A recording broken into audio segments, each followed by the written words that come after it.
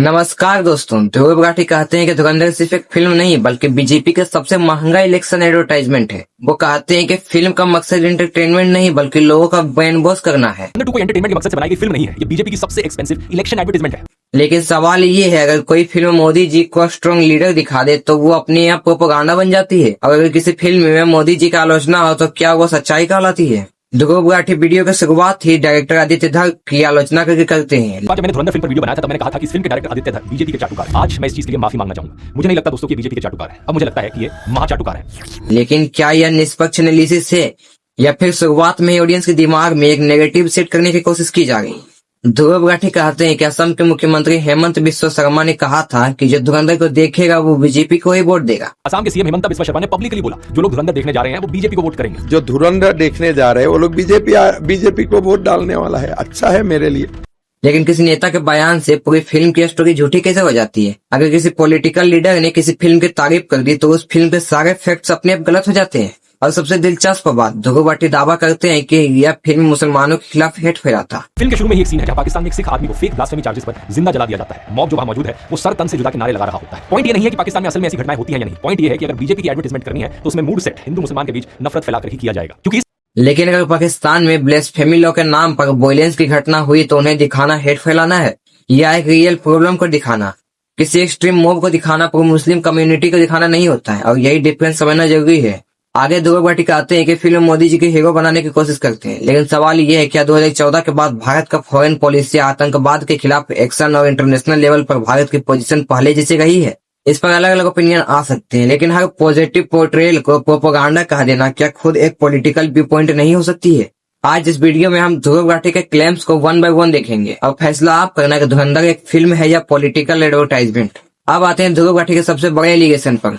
उनका कहना है कि धुरंधर एक फिल्म नहीं बल्कि बीजेपी का इलेक्शन एडवर्टाइजमेंट है। लेकिन यहाँ एक सवाल पूछना जरूरी है, किसी फिल्म में किसी नेता को पॉजिटिव दिखाया जाए तो वह फिल्म अपने आप इलेक्शन एडवर्टाइजमेंट बन जाती है? अगर ऐसा है तो उन फिल्मों का क्या जिनमें सरकारों की क्रिटिसिज्म दिखाई जाती है, क्या उन्हें भी किसी पॉलिटिकल पार्टी का एडवर्टाइजमेंट कहेंगे या फिर यह रूल सिर्फ एक दिशा में लागू होता है?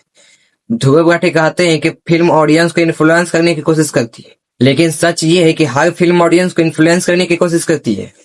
पेट्रियोटिक फिल्म देशभक्ति जगाती है, वह फिल्म भावनाएं जगाती है, सोशल इश्यू पर बनाई गई फिल्म लोगों की सोच बदलती है। सवाल इन्फ्लुएंस का नहीं, सवाल यह है कि क्या पूरी फिल्म झूठ पर बनी है, और यही वह जगह है जहां डिबेट शुरू होती है। अब बात करते हैं उस सीन की जिसे ध्रुव राठी एंटी मुस्लिम कहते हैं।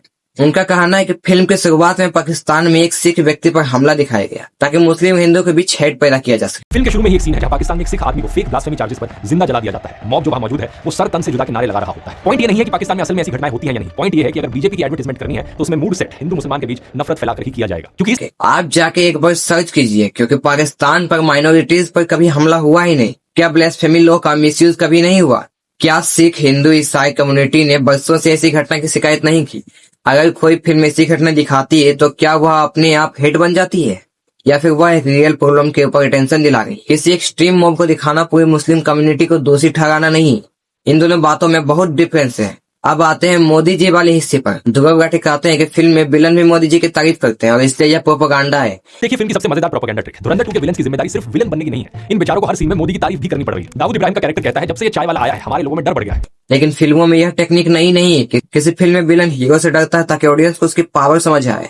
यह एक सिनेमैटिक टेक्निक है, इसे पसंद भी किया जा सकता है और नापसंद भी किया जा सकता है।